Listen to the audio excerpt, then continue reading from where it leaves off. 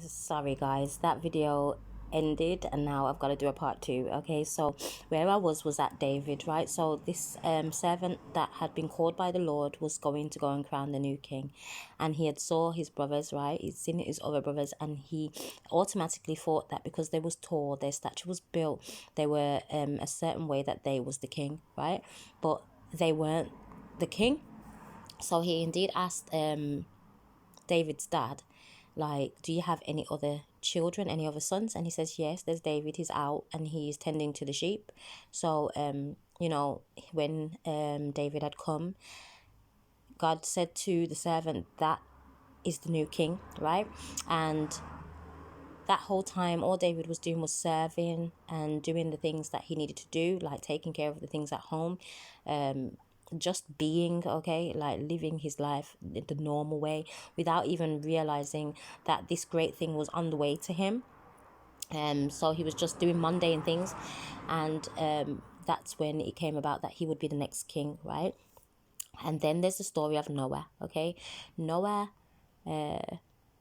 was told by God that there would be a great flood. Okay, at this time there was no rain, like it did not rain. Okay, and when he was told this, people mocked him and said that he was crazy, etc., etc. Okay, Noah built this ark for 100 years and there was still no rain. Okay, so people looked down on him and made it seem like, he had lost his mind, etc., etc. Yeah, until the day when the great flood came in and he got all the animals on there two by two, himself, his wife, and his son and his wife. Okay, and that's how God came to him and spoke to him and said, right, this is what's going to happen, and I need you to do this. Okay, so he gave instructions. Okay, there was times when it felt like maybe he didn't hear correctly.